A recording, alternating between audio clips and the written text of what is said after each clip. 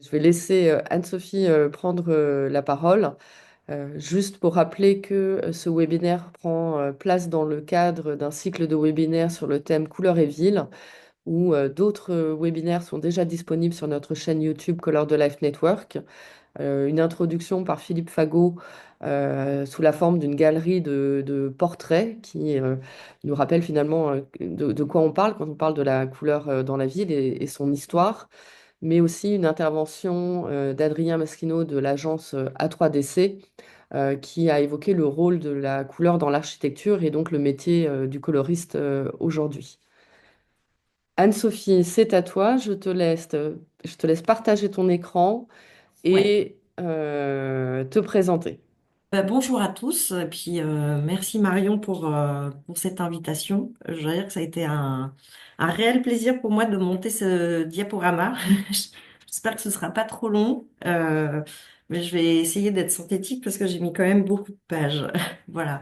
Donc juste un petit mot avant pour présenter, enfin me présenter et présenter mon parcours. Donc je m'appelle Anne-Sophie Verriest, je suis co-gérante et cofondatrice de l'agence Après la pluie paysagiste, agence que nous avons fondée avec mon associé Nicolas Renard il y a maintenant 15 ans.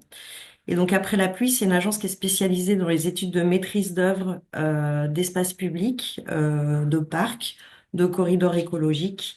C'est-à-dire maîtrise d'œuvre, ça veut dire qu'on travaille à toutes les échelles du projet d'aménagement, que ce soit sur des projets d'analyse du territoire, des études préopérationnelles qui aboutissent à de la programmation, ou des études de maîtrise d'œuvre qui permettent de concevoir le projet et de suivre le chantier jusqu'à sa réalisation.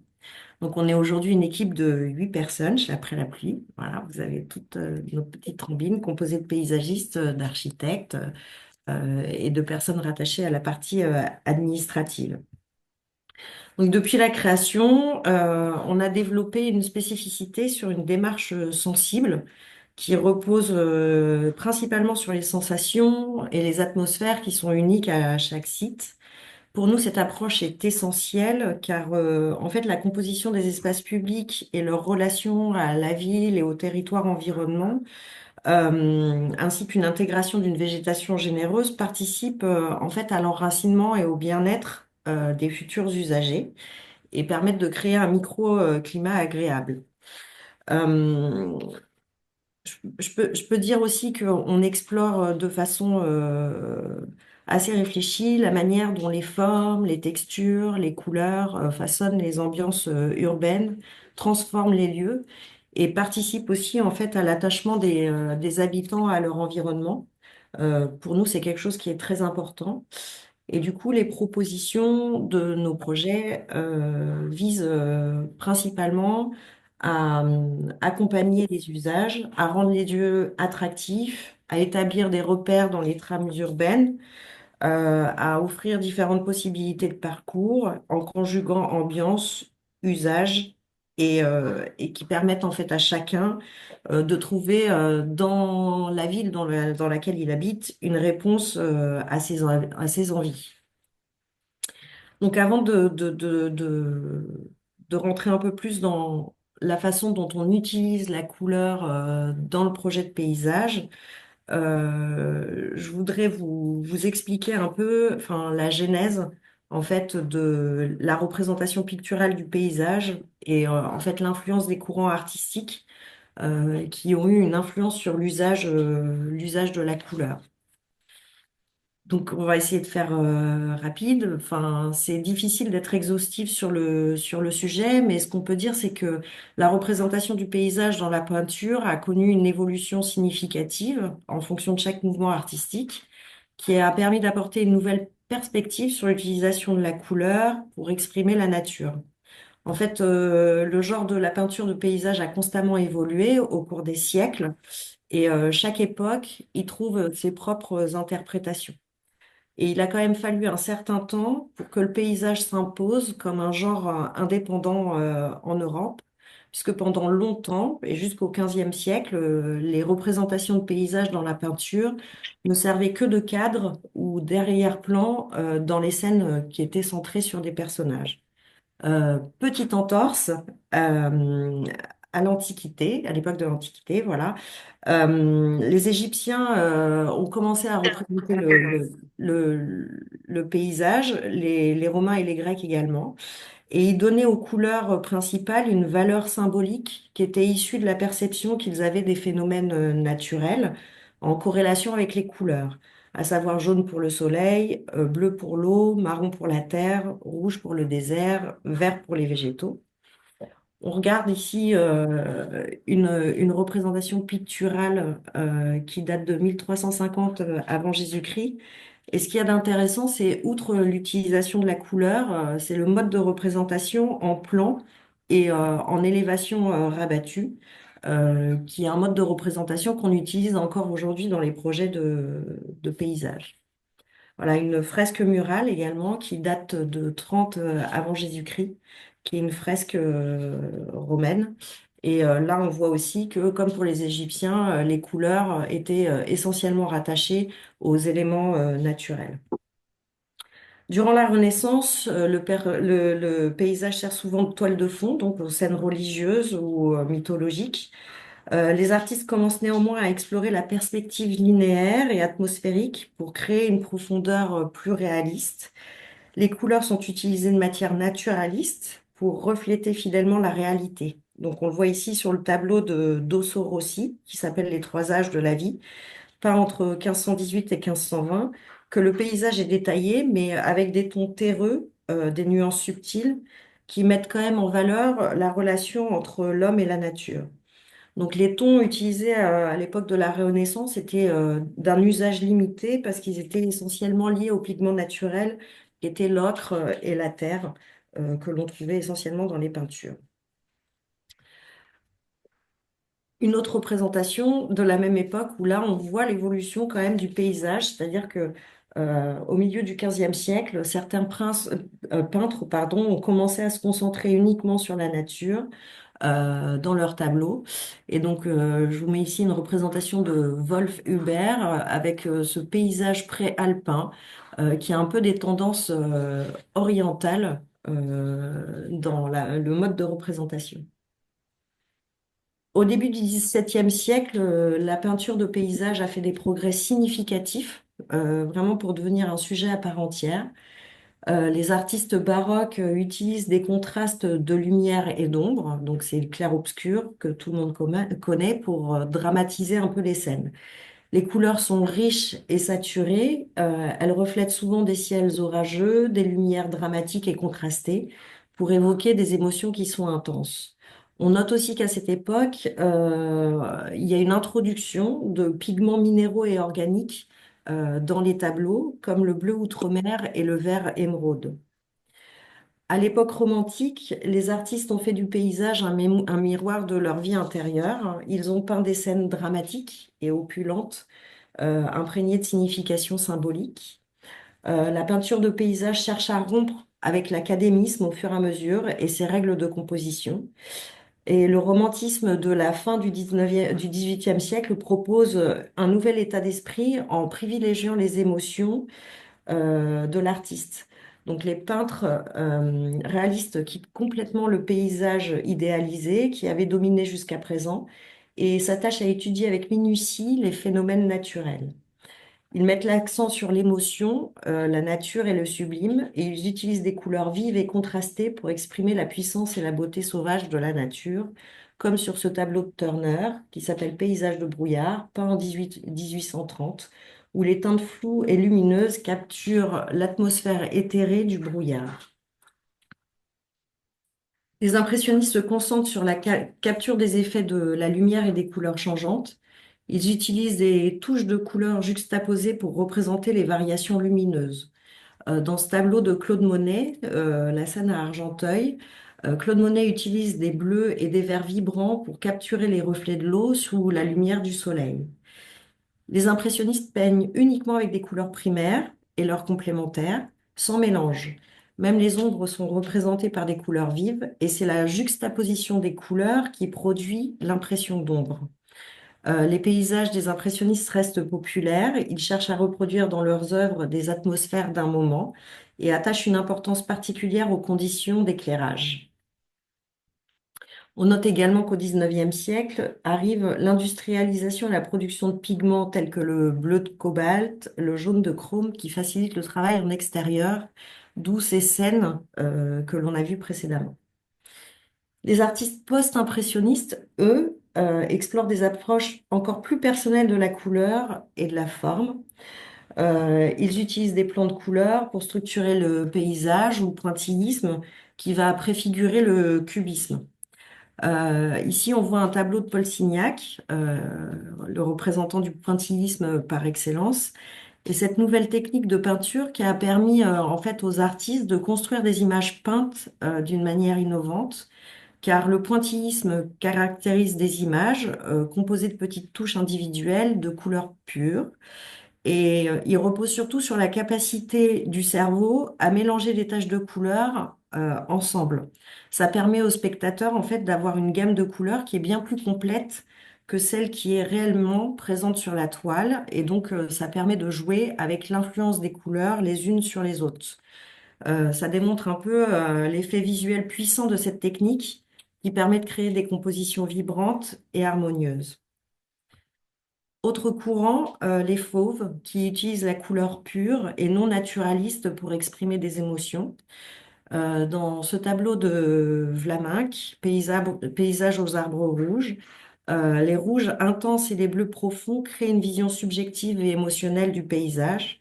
Et on voit ici que l'utilisation de la couleur est uniquement faite de façon symbolique et expérimentale, et elle s'affranchit du rôle descriptif de la couleur en elle-même. Enfin, art contemporain, 20e siècle, 21e siècle, l'intérêt pour la peinture est resté vif et l'intérêt pour le paysage est resté vif dans la peinture, pardon. Les artistes contemporains continuent d'explorer le paysage avec des approches variées, comme on peut le voir ici sur le tableau de Damien Hirst, Spiritual Day Blossom, où Damien Hirst utilise la fusion des techniques modernes pour offrir une vision très contemporaine de la nature, extrêmement zoomée, très picturale, où la matière domine et accompagne la couleur. Ici aussi un tableau de David Hockney, Winter Timber, qui date de 2009, où Hockney utilise des couleurs vives et des perspectives multiples pour réinterpréter un paysage traditionnel. Il utilise de manière symbolique et expérimentale la couleur, avec notamment aussi l'apparition des pigments synthétiques et l'innovation de la couleur grâce à l'acrylique, qui offre des couleurs plus vives et plus durables dans l'ensemble des tableaux. Donc il y a une évidente évolution de la représentation du paysage dans la peinture, qui reflète une exploration continue de la couleur et de la lumière, et chaque mouvement donc apporte une vision artistique nouvelle sur la nature et notre relation, la relation qu'on établit avec cette nature. Et on peut dire que certains courants artistiques ont vraiment influencé des choix esthétiques en urbanisme et en paysage, à l'instar de l'impressionnisme qui finalement a mis en valeur la perception fugace des couleurs et de la lumière, et qui nous inspire aujourd'hui l'intégration d'une végétation spontanée et libre dans les espaces publics, ou le modernisme avec le choix de couleurs vives et contrastées que l'on peut également retrouver dans l'architecture, le mobilier urbain, des éléments de signalétique et des éléments identitaires dans les projets urbains, ou même le land art et l'arte povera qui ont favorisé finalement une approche plus immersive du paysage et de l'environnement dans les projets d'aménagement. Autre sujet et autre façon d'aborder le thème de la couleur sous ses aspects scientifiques et botaniques, puisqu'on travaille essentiellement avec les plantes. Et je trouvais ça important de vous expliquer en fait pourquoi les végétaux arborent certaines couleurs et pourquoi les couleurs changent au fil des saisons. Donc, la couleur des feuilles et des fleurs est principalement déterminée par la présence et l'interaction de plusieurs pigments, en fait, qui sont euh, inscrits dans le patrimoine génétique des végétaux, et chacun a un rôle physiologique qui est très précis. Donc, par exemple, pourquoi les feuilles sont vertes? Les feuilles sont vertes grâce à un pigment qui est essentiel, qui est la chlorophylle.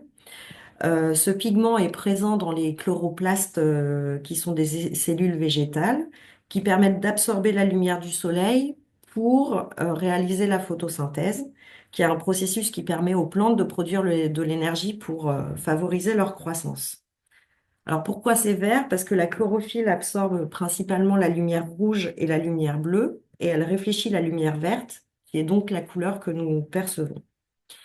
En automne, lorsque les jours raccourcissent et les températures baissent, les arbres, pour économiser leur énergie, dégradent la chlorophylle dans les feuilles.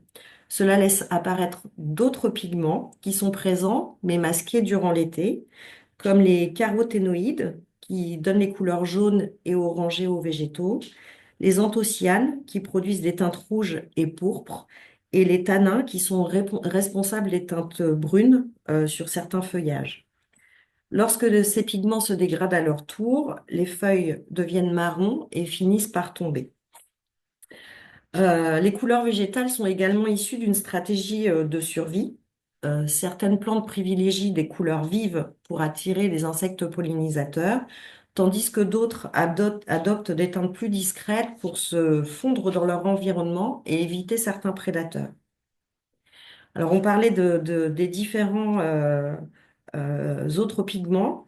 Je vais faire un bref rappel sur du coup les anthocyanes qui sont responsables des couleurs rouge, violette et noire qui sont présents dans les feuilles, les tiges et les fleurs également.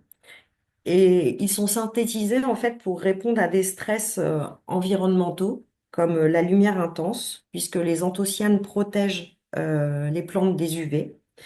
Ils aident à la protection contre le froid et ils aident à la protection contre certains herbivores. Et ils sont aussi là pour renforcer la protection des végétaux en cas de sol pauvre en azote. Les caroténoïdes, eux, contribuent à l'absorption de la lumière pour la photosynthèse. Donc, ce sont les couleurs jaune, orange et rouge clair. Elles protègent également contre les UV, attirent les pollinisateurs et justement nous permettent d'avoir des magnifiques teintes dorées, comme on le voit là sur ce ginkgo biloba ou sur le mimosa. Et les bétalaïnes, eux, sont en fait des pigments spécifiques que l'on retrouve dans certaines familles végétales. Ils sont responsables d'un rouge très très vif à pourpre que l'on peut retrouver assez communément dans des essences que l'on connaît comme les betteraves, le bougainvillier et les fleurs de cactus. Alors, il y a aussi des mécanismes génétiques et des mutations qui sont responsables des variations de couleur, des mutations qui affectent les pigments, ce qu'on appelle le chimiotropisme ou la répartition asymétrique des pigments, c'est-à-dire les feuilles panachées comme on peut le voir sur cette image-là. En fait, les feuilles panachées, ce sont des feuilles composées de zones vertes, voire jaunes, à blanches, et elles sont le résultat d'une absence partielle de chlorophylle dans certaines cellules. Plusieurs raisons expliquent ce phénomène, donc des mutations génétiques, une adaptation au manque de lumière ou des avantages évolutifs, parce que le panachage permet justement à certains végétaux d'éloigner les herbivores qu'ils considèrent comme étant des plantes toxiques.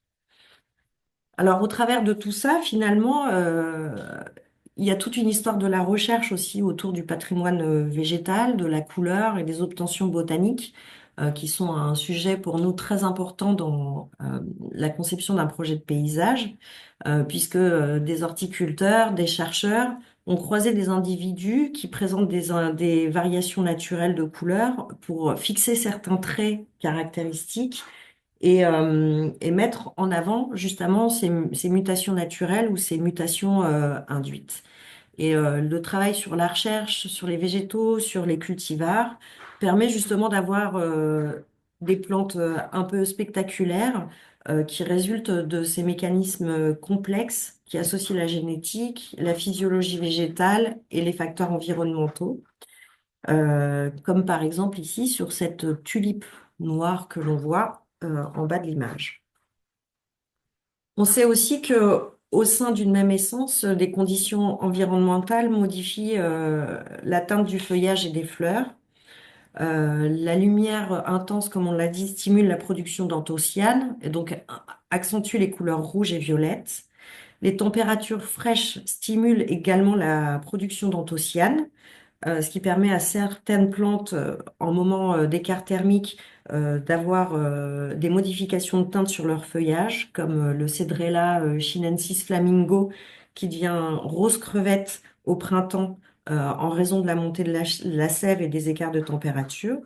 On sait également que le sol, la physiologie du substrat en lui-même, influe sur la couleur des végétaux, comme par exemple le sol acide qui favorise la coloration bleue chez les hortensias, ou les carences en azote qu'on a évoquées précédemment qui favorisent la production d'anthocyanes. On sait également que les végétaux adaptent leur couleur aux conditions climatiques dans lesquelles ils se trouvent. Donc, dans les climats arides, les feuillages sont souvent gris, argentés, couverts de cire ou de poils pour limiter l'évaporation. En montagne et en climat froid, certaines plantes virent au rouge en automne pour mieux absorber la chaleur. Et dans les forêts tropicales, les jeunes feuilles peuvent être rouges pour masquer la tendreté auprès des herbivores et d'autres stratégies comme justement des feuillages panachés avec des zones très très blanches sur les feuillages permettent de capter davantage de lumière et d'accentuer la photosynthèse pour les végétaux. Autre sujet, la couleur du paysage et les variations climatiques. Donc ça va peut-être un petit peu plus vous parler. Ce sera plus poétique et moins technique. Mais tout le monde sait que les couleurs évoluent et changent selon la lumière et selon le temps, et que la lumière influence aussi notre perception des couleurs en fonction de plusieurs paramètres. Par exemple, l'incidence de l'angle du soleil. Euh, Quand on est en lumière rasante, les couleurs sont douces et dorées le matin. Les couleurs sont pastel sont davantage valorisées, alors que le soir, ce sont les couleurs chaudes et contrastées qui flamboient autour des teintes rouges et orangées du soleil. Le midi, les teintes sont plus neutres et les contrastes sont réduits. Et en cas de temps couvert, l'atténuation des contrastes et l'atténuation de la saturation des couleurs se font sentir. Après la pluie, on sait aussi que les couleurs sont plus intenses grâce à l'absorption de la lumière par l'eau. En cas de brouillard et d'humidité, on observe une atténuation des contrastes et une perception plus douce et plus diffuse des couleurs. Et en cas de sécheresse et de canicule, on constate un appauvrissement des couleurs avec une domination des ocres et des beiges. Pour chaque saison, il y a également une palette chromatique qui est propre, influencée par la physiologie végétale et les conditions atmosphériques. Au printemps, c'est l'explosion des verts tendres, des fleurs et des couleurs vives grâce à la montée de la sève. En été, c'est la prédominance des verts plus profonds et des couleurs saturées sous l'effet d'un fort ensoleillement. À l'automne, c'est l'apparition des tons chauds qui sont dus à la dégradation de la chlorophylle et la révélation des autres pigments. Et puis en hiver, les palettes froides et désaturées s'imposent avec des variations liées aux conditions météorologiques. Du coup, enfin voilà, ce sont des éléments qu'on intègre souvent dans nos projets d'aménagement. On utilise des végétaux avec des palettes évolutives. Enfin, on crée des stratégies de palettes évolutives pour créer du dynamisme au fil de l'année dans les projets.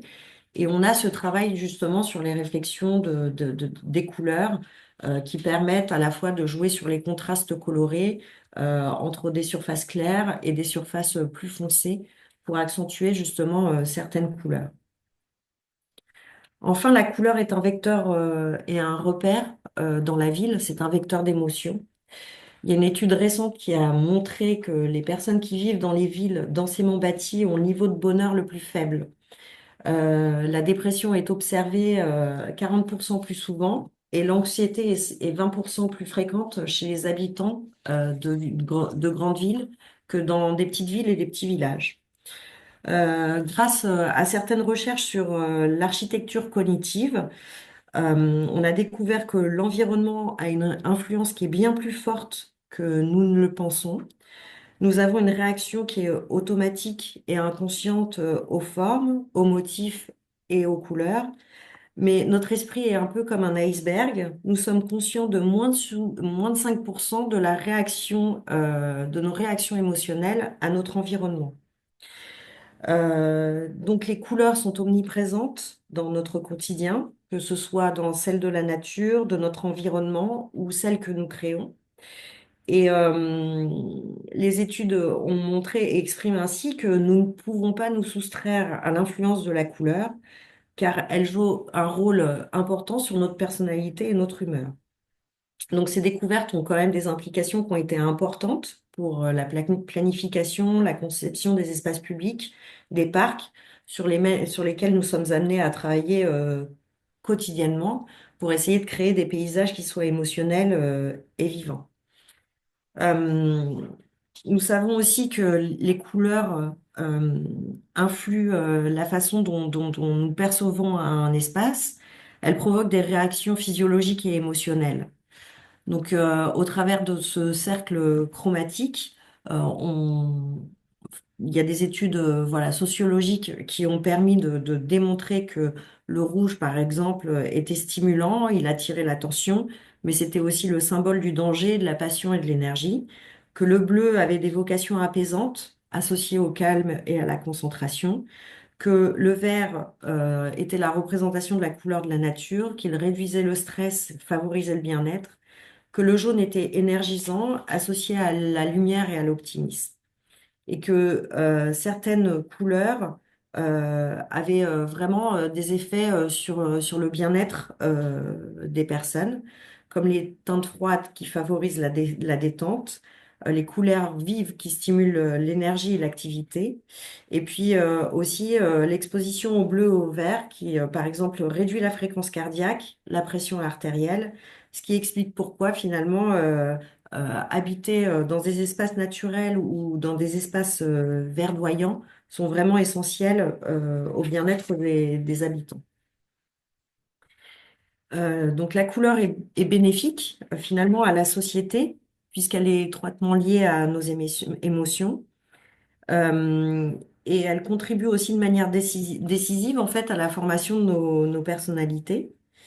Et on peut également constater que la couleur a tendance également à changer d'interprétation selon le contexte sensoriel, mais aussi le contexte culturel. Donc la couleur est un marqueur culturel et affectif, et de là découlent pour nous des paysages naturels et iconiques, comme les lumières dorées de la Toscane ou les violets flamboyants des Lavandins. Et certaines traditions chromatiques aussi se lisent au travers de sociétés comme les maisons blanches en Grèce ou en Andalousie, qui permettent de réfléchir la chaleur, les tons pastels de la Nouvelle-Orléans, et puis elles sont le symbole finalement de paysages comme le paysage, euh, les paysages marseillais, les paysages de l'Estaque, ou bien ces villages situés sur les côtes bretonnes qui sont très colorés.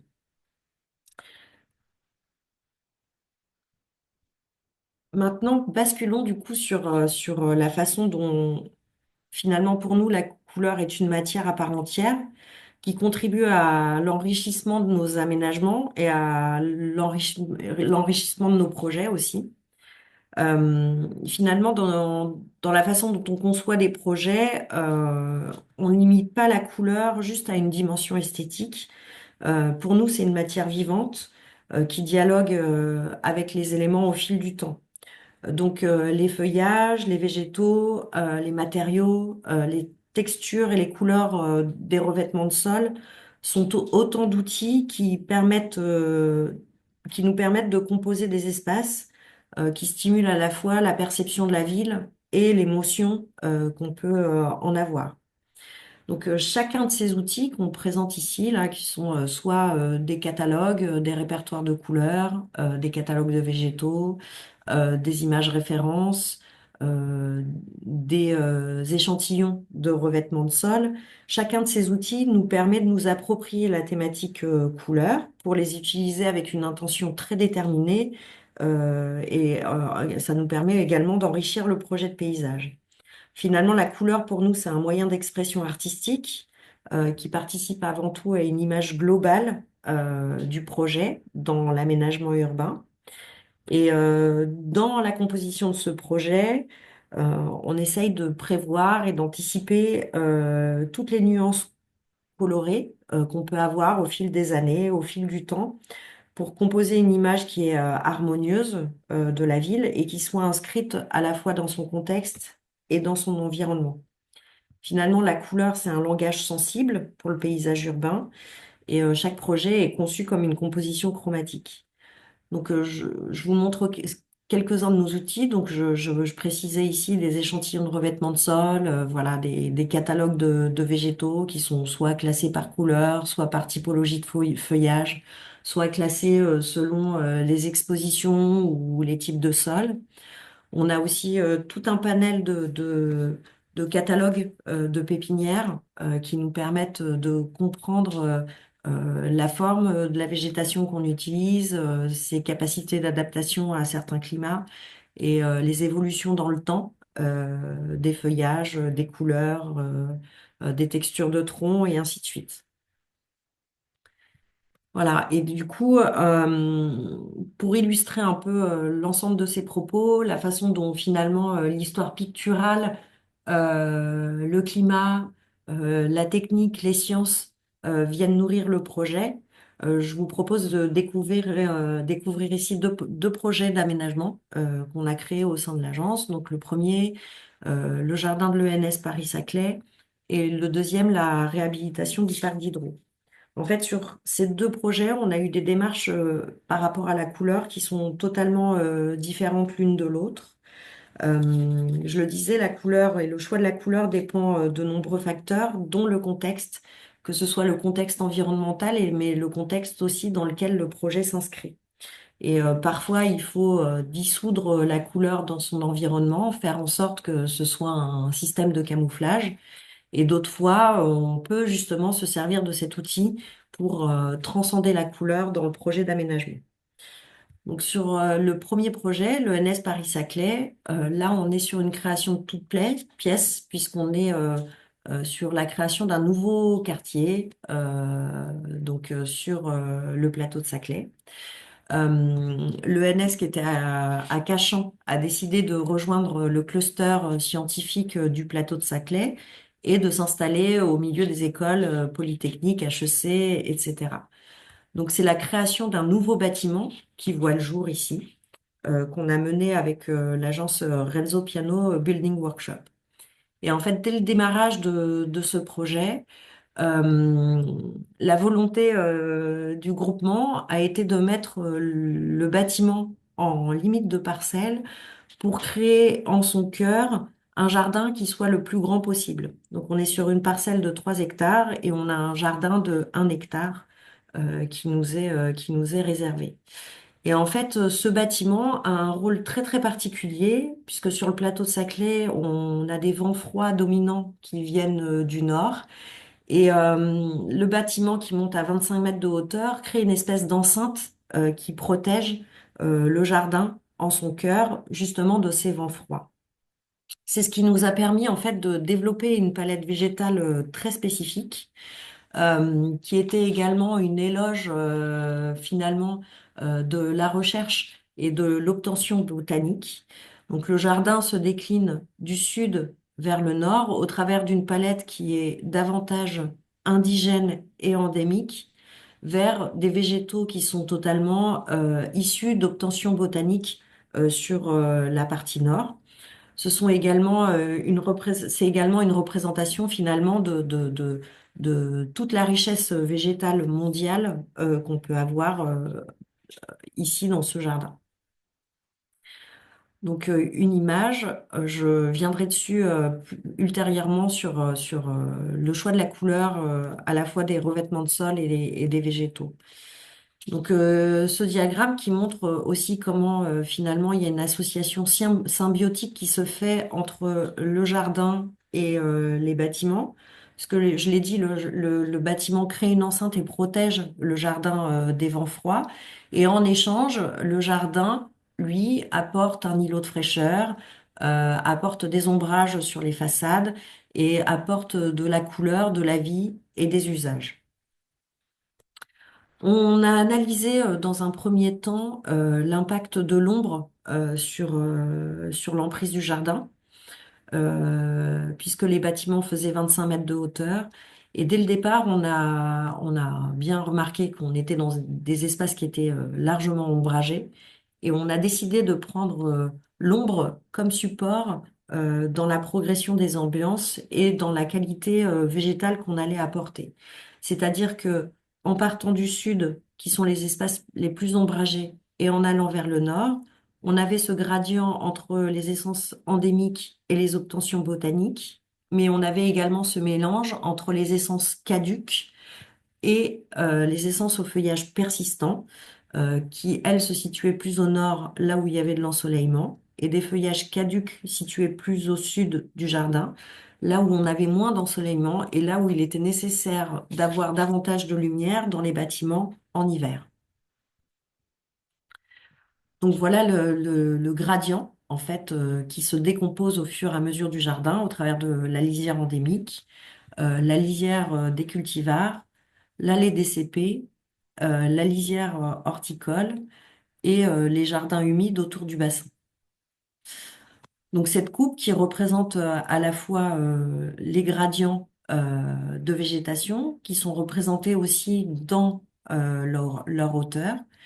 Donc on va avoir tendance à avoir des végétaux de plus petit développement du côté des façades qui sont ombragées, uniquement caduques, et des arbres de très grand développement avec des feuillages davantage persistants sur les espaces qui sont exposés au soleil et qui permettent de projeter leur ombre sur la façade qui est la plus ensoleillée.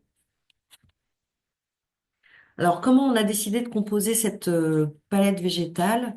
En fait, voilà la façon dont on utilise nos outils à l'agence. C'est-à-dire qu'on travaille à la fois sur des systèmes de mood board, en fait, de planches de palette, qui nous permettent d'analyser à la fois le port, les floraisons, des détails sur les feuillages et les fructifications. Donc ici, vous avez un exemple voilà, de la lisière indigène qui se trouve tout au sud du jardin. Une progression de cette lisière vers une première partie des obtentions botaniques. Donc là, on voit déjà que les feuillages commencent à se diversifier en texture, en couleur et en ambiance pour arriver au fur et à mesure vers les essences qui sont les plus cultivars situées au nord du jardin. Donc on voit ici la cédrelle Tuna sinensis flamingo, dont on a parlé tout à l'heure, qui devient rose crevette au printemps.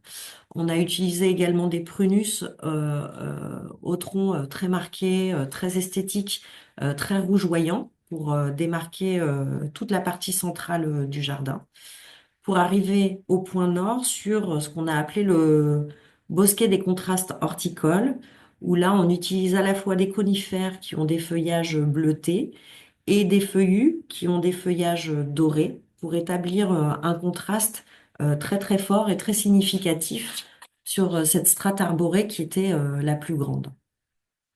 En parallèle de ça, on a développé la palette végétale des vivaces et des arbustes qui se situent sous la strate arborée et là aussi, en fait, on travaille sur un gradient colorimétrique qui va du sud vers le nord, donc des espaces les plus ombragés vers les espaces les plus ensoleillés. Et donc ce gradient colorimétrique suit justement la représentation colorimétrique de l'ombrage et de l'ensoleillement. Donc voilà, sur cette base-là, c'est pareil, on développe notre palette végétale en cherchant les végétaux donc, qui ont des colorations qui correspondent à ce que l'on souhaite.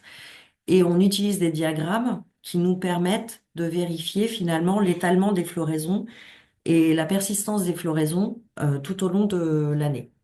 Donc, on le fait pour chacun des secteurs, voilà, ce qui nous permet d'avoir une vision un peu globale de la façon dont le jardin se transforme et de la façon dont la couleur perdure plus ou moins en fonction des essences que l'on sélectionne. Enfin, on se refait un dernier mood board, voilà, sur les textures, les feuillages, parce que le contraste entre à la fois les couleurs et les textures joue un rôle essentiel également dans la composition du jardin. On disait que la couleur, c'était de la matière.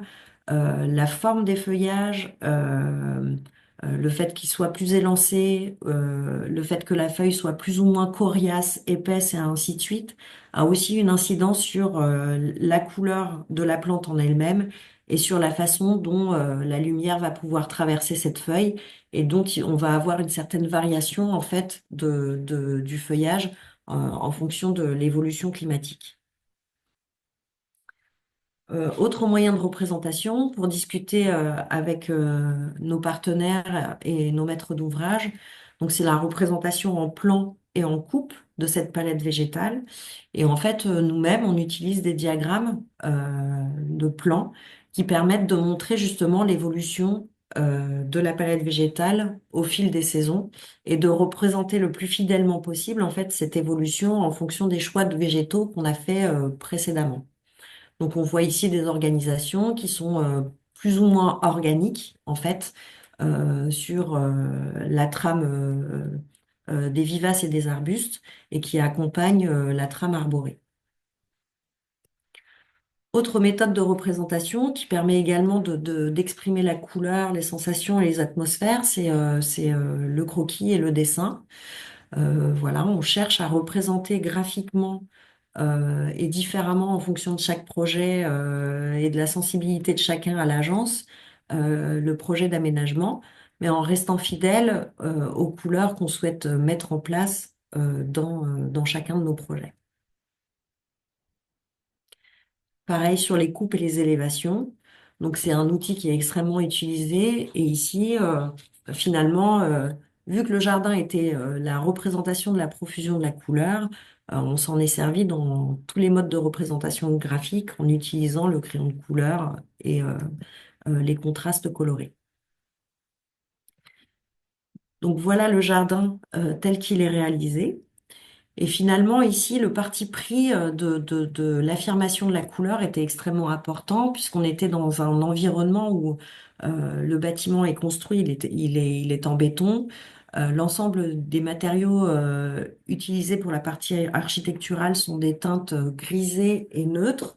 Et pour nous, justement, c'était important d'avoir ce contraste coloré à la fois dans la palette végétale et aussi dans le choix des revêtements de sol.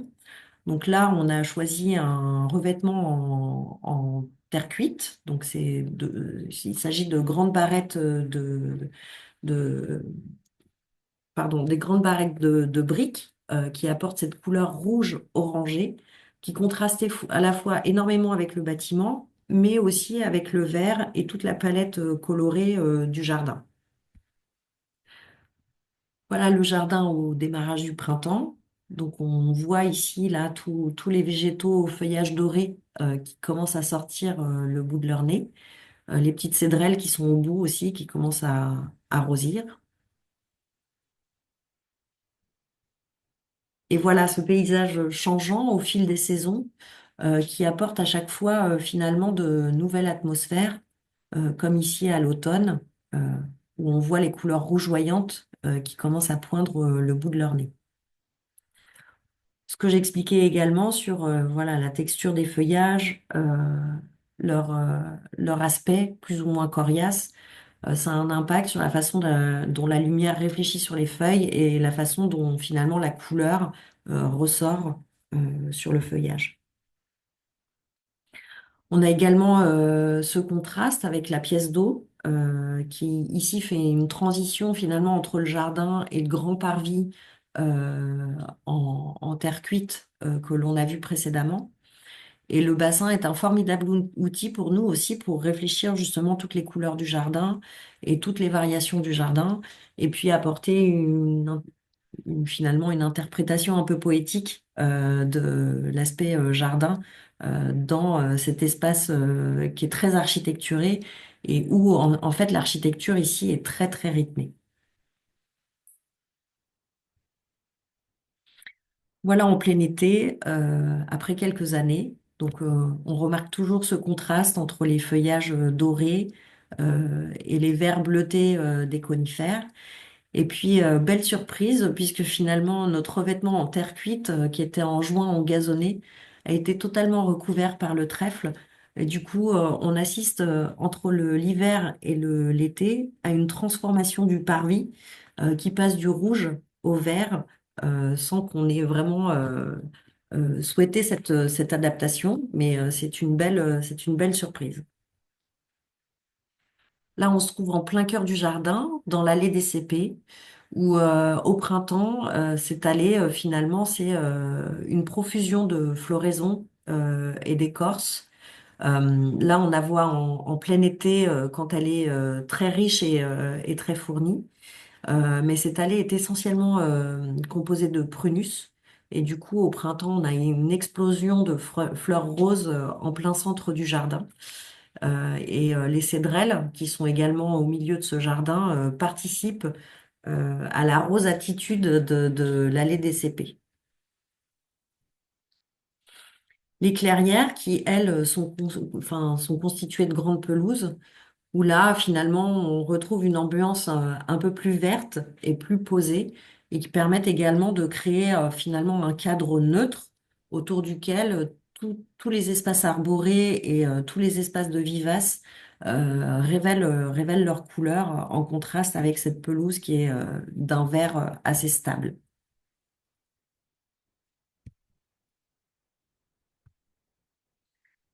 Le jardin vu du dessus, voilà, toujours avec ces contrastes colorés entre le doré, le bleuté, les cédrelles, et puis les verts un peu plus tendres et classiques de la lisière indigène.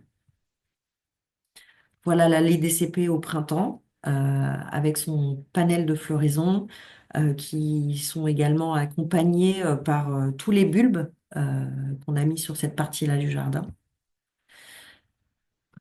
Les cédrelles rose crevette, les euphorbes jaunes flamboyantes au printemps. Et puis à l'été, voilà, les couleurs s'assagissent. C'est surtout le volume qui prend place dans le jardin. Pour finir à l'automne sur des feuillages rougeoyants, orangés, et qui révèlent du coup un autre aspect, une autre colorimétrie du jardin qui se rapproche davantage finalement de la brique en terre cuite. Et l'hiver où tout devient blanc et seuls finalement les conifères arrivent à structurer une grande partie du jardin grâce à leur feuillage persistant. Donc voilà pour le jardin de l'ENS. Je ne sais pas si je suis pas un peu trop longue là, Marion, mais tu me dis, mais Alors, euh, moi, ça me passionne. Tu peux peut-être présenter effectivement le deuxième projet, mais peut-être sans rentrer dans tous les ouais, je vais détails, mais aller un juste, peu plus vite parce qu'il y a des choses qui se répètent. voilà, juste plutôt pour qu'on se rende compte effectivement qu'il y a différentes façons d'employer Voilà. Du coup, le- autre ambiance et autre atmosphère. Donc là, on est à Courbevoie. Nous avons rénové le parc d'Hydro. C'est un parc qui est à cheval entre le territoire de la Défense et la ville de Courbevoie. Et en fait, ce parc se trouve dans un environnement qui est finalement très bigarré. Il y a une hétérogénéité architecturale énorme. Voilà, d'un côté, on a les grandes tours qui sont souvent composées de verre et de couleurs un peu bleutées, avec tous ces bâtiments de l'autre côté qui sont davantage blancs et qui ont des formes architecturales qui sont très contrastées avec celles des tours. Ici, en fait, le parc avait déjà été construit par Alain Provost, paysagiste. Et en fait, ce parc avait subi pendant de nombreuses années des désordres. Voilà. Et donc, l'établissement public de la Défense avait lancé un appel d'offres pour le rénover, mais dans l'esprit du dessin d'Alain Provost tel qu'il est représenté ici. Cet esprit, c'est une composition finalement en plusieurs pièces, en 9 pièces, 9 carrés, qui étaient composés d'un jardin des taupières, d'un jardin acide, d'un grand parvis minéral composé de granit rose, d'une grande cascade aux ambiances un peu japonissantes, de deux espaces de jeu et d'un autre parvis de granit rose. On voit autour de la cascade la composition initiale où finalement il y avait une volonté de faire ressortir une grande colorimétrie dans la palette végétale. Néanmoins, voilà, après plusieurs années, problèmes d'entretien, de gestion et d'entretien, certains problèmes aussi qui sont des désordres techniques, donc avec l'eau qui s'infiltre dans les substrats, mais qui stagne en point bas et qui a fait que toutes les haies d'ifs ont commencé à péricliter. Certains endroits où finalement on avait des essences qui ont commencé à envahir totalement les massifs autour des cascades, et puis des mésusages qui ont fait que le parc s'est très vite abîmé et que du coup cette consultation a été lancée. Donc, ce qu'on a fait, c'est qu'on a analysé le parc dans son état existant. Euh, on a fait le choix de préserver le patrimoine arboré qui était en place et de revoir sur toutes les parties centrales les compositions des palettes végétales de vivaces et d'arbustes. Donc voilà le nouveau projet qui reprend les tracés qui ont été dessinés par Alain Provost.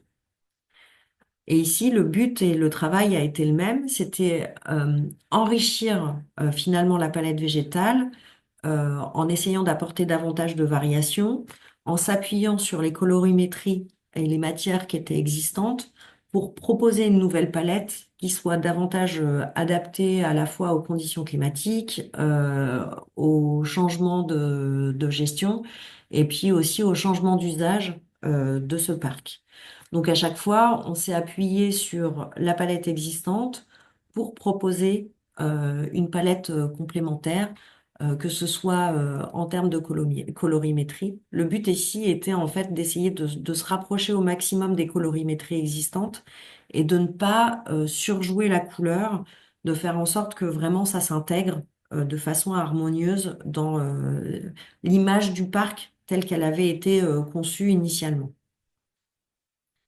Donc voilà, toujours le même principe sur la façon dont on utilise la matière et la couleur dans les strates végétales de vivaces et d'arbustes.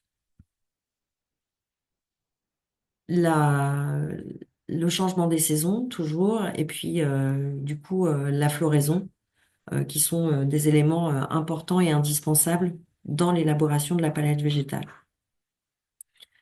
Voici le projet réalisé. Donc on remarque, enfin je sais pas si vous avez fait attention un peu plus haut, mais finalement les colorimétries du projet sont très similaires à celles de l'existant. Et c'était justement un choix de faire en sorte qu'on arrive à une combinaison de gris, de vert et de rose pour respecter justement la composition initiale, avoir finalement un impact assez minimaliste de la couleur et des végétaux pour davantage structurer la forme du parc plutôt que de faire des espèces de clins d'œil colorés.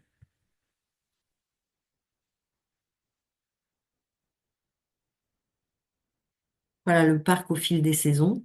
Donc je vous montre un peu les différentes matières et textures. Voilà le jardin taupière complètement refait dans un espèce de camailleux de verre.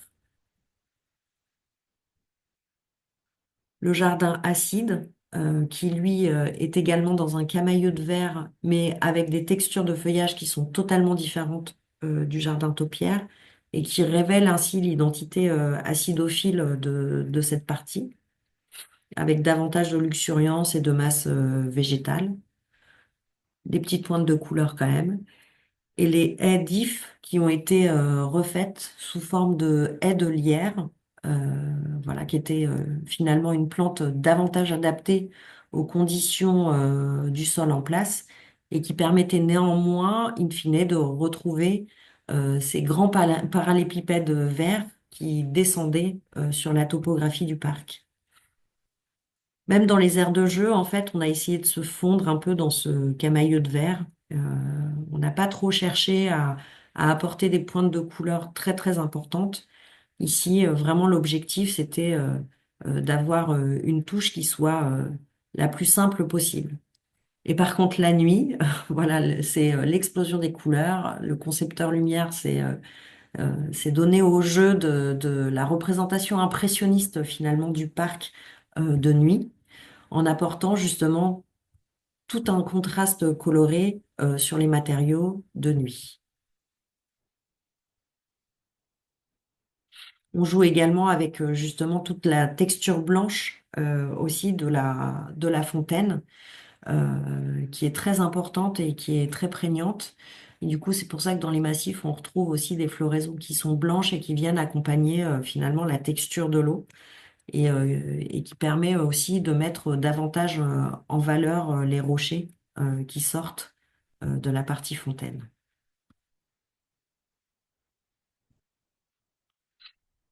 Voilà le jardin en automne qui prend des couleurs tout autres. Et puis d'autres exemples qui me permettent de conclure un peu sur le projet. En fait, on essaye à chaque fois de contextualiser nos propositions au territoire sur lesquels on est amené à intervenir. On utilise vraiment la couleur comme une mise en valeur des identités locales et des singularités en fait des sites sur lesquels on travaille. Et on essaye de faire en sorte que les projets que l'on conçoit ne soient pas uniquement une réponse technique, mais qui soient aussi des espaces qui soient sensibles et agréables pour le public, et qui proposent finalement des villes qui soient plus adaptées et plus résilientes aussi en termes d'adaptation au climat et aux dynamiques naturelles. On essaye de créer des ambiances immersives où la lumière, la saison, le climat transforment la perception des lieux, ce qui nous permet justement de jouer avec les variations de teintes naturelles des végétaux, que ce soit les écorces, les feuillages, les fleurs, les revêtements minéraux, pour structurer le paysage et essayer d'offrir des expériences sensorielles pour les usagers. Voilà, je vous remercie pour votre attention. J'espère que cette présentation vous aura intéressé. Je suis disponible pour répondre maintenant à vos questions. Vous pouvez évidemment allumer vos micros et vos caméras, il n'y a pas de souci, bien au contraire. Ah, Dans tous les cas, merci pour ce webinaire. Merci Madame Berriest pour cette conférence. En fait, mon cœur de recherche, parce que je suis chercheur sur bois et santé, et donc on tire beaucoup vers la biophilie. Et évidemment, il y a de la couleur et dans la biophilie, les textures aussi. Et en fait, je voulais savoir si lorsque vous mettez en place vos projets, est-ce que au niveau des notions de paysage, de couleur, etc., vous travaillez aussi avec la notion de matériaux? La couleur des matériaux qui pourraient être dans vos projets, est-ce que vous en ajoutez ou est-ce que c'est seulement les végétaux euh, enfin, où est-ce que vous vous intéressez seulement aux végétaux, en fait? Seulement. Ah, ça fait beaucoup, mais, mais voilà. Est-ce qu'il y a un rapport, quelquefois, Alors, peut-être fait? oui, oui, oui, on n'est pas. Enfin, c'est vrai que là, les projets que j'ai montrés étaient principalement des projets horticoles. Du coup, enfin, voilà, le cœur de la présentation était plus axé sur les végétaux. Mais il est vrai qu'on a cette même réflexion par rapport aux matériaux qu'on utilise pour les revêtements de sol. Voilà, j'ai montré quelques images au début d'exemples finalement d'échantillons qu'on peut demander auprès des fournisseurs. Donc on réfléchit à la fois à la matière des revêtements de sol par rapport au contexte. Est-ce qu'on utilise du bois, du béton, de la pierre naturelle? Et si oui, de quelle couleur en fonction de la région dans laquelle on se situe? On a aussi une réflexion sur la couleur par rapport à la signalétique. Voilà, on peut aussi, comme on l'a fait sur un projet de parc à Nîmes, finalement, on s'intégrait dans un boisement existant et tout l'enjeu était juste de venir recréer des allées et des aires de jeu, des éléments de signalétique, des bancs et ainsi de suite. Et en fait, c'est chaque élément programmatique, des aires de jeu et ainsi de suite, qui avait une colorimétrie qui était identitaire. Donc, on avait choisi le rouge pour représenter chacun des espaces où il y avait des usages qui étaient réservés à l'homme, au contraire des autres espaces qui étaient réservés à la biodiversité. Et du coup, on a ce fil rouge qui se promène à l'intérieur du parc, qui permet de retrouver les assises, les aires de jeu, les équipements sportifs et ainsi de suite. Voilà, on a cette réflexion aussi sur beaucoup de projets patrimoniaux, parce qu'on a pas mal de projets patrimoniaux à l'agence. Et c'est vrai que du coup, le choix du matériau, de la texture et de sa couleur sont déterminants aussi dans les discussions qu'on peut avoir avec les ABF, donc les architectes des bâtiments de France, pour respecter le cadre historique dans lequel on s'insère. Donc oui, on a la même réflexion sur la partie dure de l'aménagement, la partie inerte et pas vivante, quoi. Merci. Mais j'ai une question, c'est est-ce que tu as des demandes pour des maisons de retraite, des écoles, des hôpitaux, où la couleur dans la partie circulation extérieure des bâtiments, donc à travers le végétal notamment, peut servir à guider? euh, on va dire, repérer finalement que, alors soit que ça soit un établissement public comme tu viens de l'évoquer, ou un établissement privé qui voudrait par exemple aussi par son extérieur naturel identifier les couleurs de son logo par exemple. Alors, ça ne nous est pas arrivé, mais on commence maintenant à travailler sur des sujets d'hôpitaux. Et c'est vrai que du coup, bah, dans les projets d'hôpitaux, la couleur est un sujet déterminant. On parlait tout à l'heure de la façon dont la couleur peut apaiser certaines personnes. Voilà, on a gagné là un projet sur un hôpital psychiatrique, donc je pense qu'on va travailler sur le sujet, sur la façon dont finalement les différents types de massifs peuvent aussi apaiser les personnes qui se trouvent dans des situations psychiques difficiles. On sait aussi que oui, la couleur permet de guider, de se repérer. Donc voilà, par rapport à certaines maladies mentales ou déficiences, c'est un sujet qui peut être intéressant finalement. Par rapport par exemple aux personnes qui sont atteintes d'Alzheimer, il peut y avoir un réel sujet entre la façon dont on utilise la couleur dans l'aménagement des espaces extérieurs pour qu'elles arrivent à avoir des schémas de repérage sensoriel et qu'elles arrivent à nouveau à se repérer dans des endroits dont elles ne se souviendraient plus. Voilà, tu parlais de ça, mais aussi l'évolution du temps quand on parle des personnes avec des déficiences mentales, effectivement, se repérer dans le temps et dans l'espace. Ouais, Et le végétal, sa situation géographique va pouvoir peut-être donner une notion de repérage dans l'espace et sa coloration dans le temps peut aider justement aussi à donner une notion de temporalité. Je pense aux maisons de retraite, aux résidences seniors aujourd'hui, où l'apport du paysage, au-delà de créer la vie, finalement aussi, au sein de ces établissements, peut aider ces personnes-là. ouais. Enfin, c'est vrai qu'on a vu tout à l'heure les évolutions enfin, d'une même palette végétale sur les saisons. Enfin, quand j'expliquais la partie saisonnalité, je montrais un exemple de projet de Pitoudolf et on voit bien la façon dont finalement un paysage peut se transformer au fil des saisons. Après, ça peut être à la fois finalement un élément structurant comme un élément perturbant. Et c'est vrai que par exemple sur ce projet d'hôpital qui est lié à la santé mentale, euh, on a eu une réflexion au stade du concours qui était de dire il faut peut-être que le paysage soit pas trop changeant au fil des saisons, justement pour que les personnes restent dans un cadre qui est un peu tout le temps similaire et qu'elles arrivent vraiment à s'approprier les espaces extérieurs sans être trop perturbées au fil du temps. Tu vois, du coup, on peut avoir aussi une stratégie qui est de montrer les saisons, la saisonnalité, la temporalité, tout comme on essaye de l'effacer dans certains contextes pour ne pas trop perturber le psychisme. Est-ce que il y a d'autres questions? Oui, Philippe. Bienvenue, Philippe. Oui, bonjour à toutes et merci Anne-Sophie de ce panorama qui est particulièrement démonstratif d'une démarche à la fois rationnelle mais aussi euh, qui laisse beaucoup de place au sensible et à l'imaginaire. J'avais une question relative aux outils. Vous avez montré quelques slides relatifs à votre démarche et je vous remercie de cette sincérité qui dévoile parfois un tout petit peu votre méthode. Euh, NCS,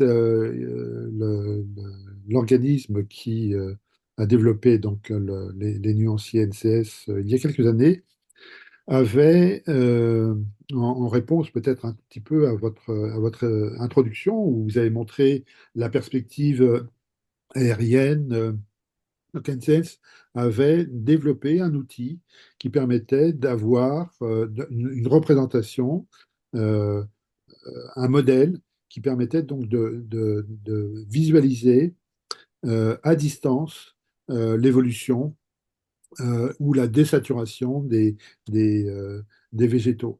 Est-ce que c'est un type d'outil que vous utilisez ou est-ce qu'à votre connaissance, c'est resté un tout petit peu au stade de l'utopie ou est-ce qu'il existe d'autres méthodes de ce type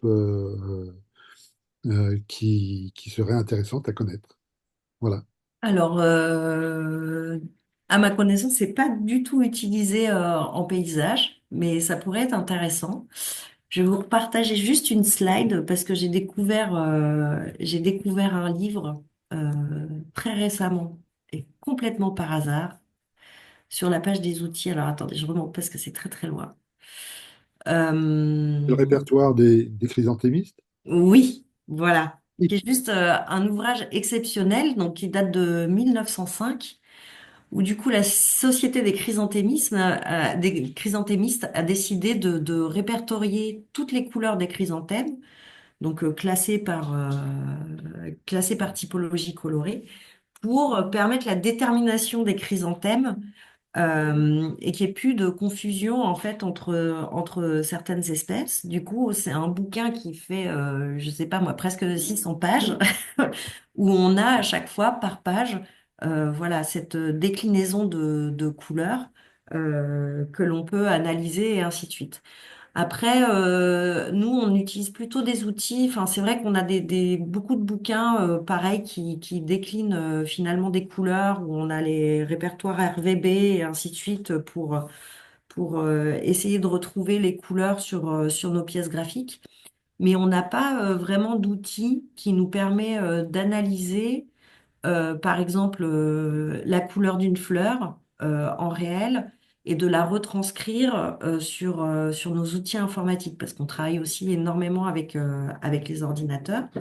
Donc c'est vrai que du coup, cet appareil qui permettrait de visualiser à distance la désaturation des végétaux, ça pourrait être intéressant pour nous. Et moi, il y a quelque temps aussi, j'avais pensé à un outil qui permettait aussi peut-être d'évaluer la façon dont la lumière pouvait traverser les feuillages. Parce que c'est vrai qu'on a sur le panel arboricole des feuillages qui sont plus ou moins denses, qui laissent plus ou moins transparaître la lumière et qui du coup apportent une variation qui est très intéressante aussi dans finalement cette appréhension de la couleur et de la lumière, des ombrages, des ambiances et des atmosphères dans l'aménagement urbain. Et je sais pas comment on pourrait faire pour essayer de retranscrire finalement ça euh, autrement que juste sur l'aspect personnel, émotionnel et que ça puisse devenir un réel outil d'expression et de communication aussi pour nous. Alors, si je peux me permettre, l'INRA avait développé, il y a peut-être une vingtaine d'années, des robots cueilleurs. C'est-à-dire, c'était des robots qui se développaient, déplaçaient dans les vergers pour aller cueillir des fruits à l'état de maturité. Et il s'avère que donc, ces robots étaient équipés de systèmes de vision artificielle. Et le gros problème, c'était effectivement le fait que la lumière solaire était filtrée par les feuilles et venait perturber la, la détermination de l'état de maturité des fruits. Et donc là, un contre-exemple, c'est-à-dire que vous seriez plutôt tenté d'exploiter cet inconvénient alors que ça a bloqué le développement de ces systèmes de ramassage des fruits de façon automatique. Voilà. C'est une piste peut-être à suivre. Peut-être. Voilà. Merci Merci en tous les Philippe. cas pour cette excellente présentation. Merci. Est-ce que quelqu'un d'autre aurait une autre question? Oui, Bonjour c'est Mathilde. bonjour. J'aurais deux questions en fait sur le projet de l'ENS sur le plateau de Saclay. Est-ce que vous avez eu un retour des étudiants et du personnel qui travaillent dans cette école sur votre projet, justement, à quel point ils ont pu s'approprier ou être sensibles au travail que vous avez fait? Et la deuxième question, c'est toujours sur ce projet-là. C'est, étant moi-même paysagiste et ayant travaillé sur le plateau de Saclay, on avait des fiches de l'eau assez contraintes quand même sur les choix des végétales qu'on pouvait amener dans les projets de ces parcelles. Et d'un point de vue justement, du point de vue des écologues, d'amener quand même beaucoup d'essences indigènes. Et du coup, quand je vois le panel que vous avez réussi à mettre de cultivars et d'essences horticoles, voilà, je me demandais quel avait été peut-être vos échanges avec eux ou négociations éventuelles pour arriver à ce résultat que, pour avoir visité ce jardin, je trouve vraiment très chouette en tout cas. Voilà mes deux questions. Alors le retour, ouais, on a eu énormément de retours en fait sur le jardin. Tout le monde est fan du jardin à l'ENS. En fait, on a régulièrement le service communication qui nous envoie des photos en disant ah c'est les prunus, ils sont en fleurs, c'est trop beau, Mhm. voilà. Et on sait que les étudiants s'approprient énormément le jardin. En fait, ils sont tout le temps dehors à partir des beaux jours.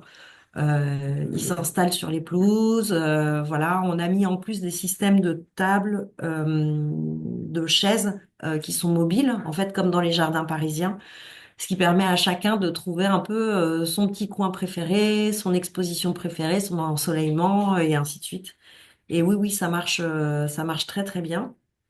La scène de recherche aussi, qui est un des équipements de l'ENS, enfin, parce qu'il y a il y a un théâtre en fait au sein de l'ENS qui a été créé par l'agence Piano, et la scène de recherche s'approprie également le jardin dans plein de spectacles. Voilà. Donc on a un excellent retour et vraiment les usagers sont extrêmement contents de cette création. Et il souligne aussi le fait que justement le jardin soit un peu particulier par rapport aux autres espaces publics du plateau de Saclay. Parce que c'est vrai qu'aujourd'hui, sur beaucoup de projets, on a des contraintes qui nous sont imposées, alors que ce soit pour des raisons écologiques, mais on nous demande de plus en plus de planter des essences indigènes. Et sur ce projet-là, on a eu une chance extraordinaire, c'est que le jardin n'est pas en contact avec les espaces publics, qu'il est dans une enclave fermée, en quelque sorte, et que du coup, bah, on nous a un peu laissé faire ce qu'on voulait. Donc, on a eu cette chance-là. On a eu aussi la chance d'avoir une maîtrise d'ouvrage qui a accepté que le bâtiment ne soit pas labellisé et donc pas soumis à voilà des cadres avec des grilles qui sont des fois un petit peu bêtes et méchantes et qui souvent apportent beaucoup de contradictions par rapport aux propositions d'aménagement, et ce qui nous a permis de développer ce panel qui part de l'indigène vers le cultivar, tout en ayant quand même des considérations écologiques. Voilà, il faut quand même rappeler que les plantes exogènes dans leur milieu naturel sont aussi des plantes qui favorisent la biodiversité, attirent les insectes pollinisateurs et ainsi de suite. Donc je vois pas pourquoi ce serait pas le cas en France. Pourquoi des plantes qui proviennent de Chine ou d'Amérique du Sud ne pourraient pas offrir les mêmes valeurs écologiques en France. Et c'est à la fois aussi une réflexion sur l'utilisation de la palette végétale face au réchauffement climatique, parce que on voit bien que les essences indigènes de la France métropolitaine souffrent de plus en plus, et qu'il va justement falloir apprivoiser ces palettes végétales exogènes et toute la richesse des végétaux exogènes pour du coup les intégrer dans nos projets au fur et à mesure avec des essences qui acceptent davantage la sécheresse et ainsi de suite. Et ça, c'est aussi finalement, il y a une espèce de pirouette aussi intellectuelle pour nous à faire. Parce que, comme je le disais au début, enfin, euh, finalement, le choix des essences et des variétés, c'est aussi une représentation iconique et puis c'est un peu une image d'épinal d'une région. Donc, on sait que dans le sud de la France, voilà, on a les pins, on a les romarins, on a les lavandes. Tout ça, c'est des colorimétries et des formes qui sont très particulières. Alors que quand on bascule sur le nord de l'Europe, on est dans les bouleaux, dans les forêts d'abiès et de conifères qui ont aussi d'autres couleurs, d'autres formes et ainsi de suite. Et finalement, on va être amené à devoir adapter aussi notre image d'Épinal par rapport aux problématiques de réchauffement climatique et donc du coup aussi à la couleur un peu finalement de nos régions, quoi. C'est-à-dire qu'il y a ce chamboulement qui va devoir s'opérer au fur et à mesure qu'on va ramener des palettes végétales méditerranéennes vers le bassin parisien et vers le nord de la France, quoi. On est bien d'accord sur, comment dirais-je, juste mettre de l'indigène dans nos projets, surtout dans des contextes urbains et pas au fin fond d'une forêt. Faut, faut savoir s'adapter aussi. Mais les dialogues sont pas toujours évidents avec les écologues par rapport à ça. Non, ils ne le sont pas. Après, moi, ce que je trouve dommage, c'est que finalement, on arrive à une espèce de banalisation de la forme de nos espaces publics qui sont contraintes, enfin, qui sont contraints par, voilà, ces données écologiques, des données sécuritaires et ainsi de suite.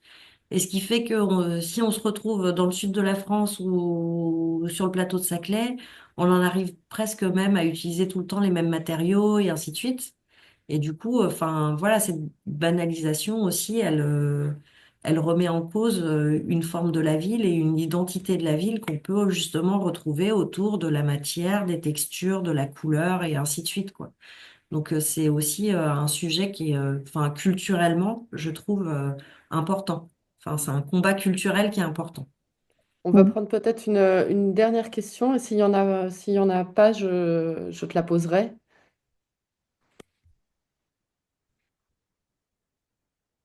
Non. Moi, je voulais te demander, tu sais que dans le cadre de différents événements Color de Life, on a pu parler de la couleur naturelle, la couleur issue des plantes, la couleur issue du végétal, mais aussi ça peut être issu du minéral aussi. Euh, Est-il envisageable un jour d'imaginer utiliser dans l'espace public des jardins de tinctorial que chacun pourrait s'approprier? Est-ce que c'est des choses sur lesquelles on va dire une autre façon de s'approprier la couleur, sachant qu'évidemment dans le tinctorial, il n'est pas question que de couleur. Oui, mais ça se fait en fait, mais plus sur des... Enfin, j'ai des exemples sur des jardins un peu plus communautaires. Tu vois, sur les murs à pêche à Montreuil, il y a une association qui est un peu dédiée Oui, aux plantes. comme les jardins, tout ce qui est Ouais, jardin partagé, on voilà, voit ça ça c'est... aussi, des potagers partagés en Allemagne, en Mm, Belgique assez facilement, mais c'est pas des choses on va dire, ça reste encore à l'échelle d'un groupe, mais pas offert entre guillemets au public comme peut l'être un jardin municipal.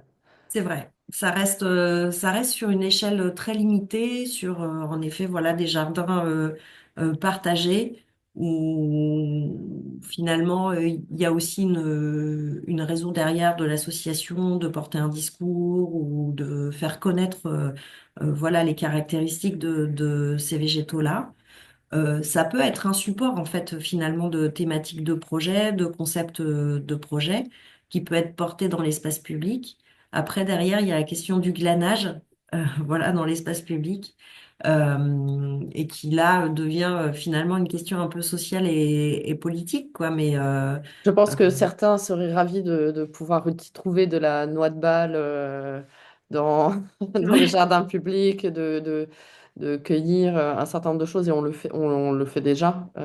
Mais voilà, ce sera peut-être Ce sera peut-être envisageable, mais je pense qu'il y a une évolution un peu de la société qui est nécessaire, voilà, parce qu'aujourd'hui, finalement, l'espace public est très réglementé, ça, très cadré, policé, et ainsi de suite, et ça reste quand même mal vu, enfin, voilà, d'aller On cueillir a ses le droit, fleurs. et donc rappelons la loi, vous avez le droit de ramasser le bois qui est par terre.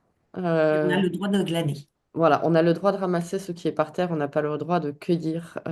Et c'est une vieille loi du Moyen Âge Mm. qui est toujours, toujours en cours. Donc oui, si vous, dans un cadre d'un sentier, vous trouvez du bois mort, vous pouvez le ramener pour le faire, le mettre dans votre cheminée. Mais vous n'avez pas, par contre, s'il est rangé, empilé, ça veut dire qu'il a déjà été ramassé, organisé et que la municipalité attend plus que le récupérer. Merci, merci beaucoup Anne-Sophie. De rien. Euh, je pense que le prochain, il y aura d'autres webinaires couleur et ville. Nous aborderons aussi justement la notion de tinctorial sûrement dans la ville, c'est-à-dire quelles sont les essences qui existent dans la ville aujourd'hui et qui peuvent vous servir à faire du jaune, du rouge, quelles sont les essences que vous pourriez glaner, comme on le disait à l'instant. Et puis, nous verrons aussi d'autres sujets dans le cadre de Couleur et Ville, notamment sur la lumière dans la ville, et puis la communication dans la ville.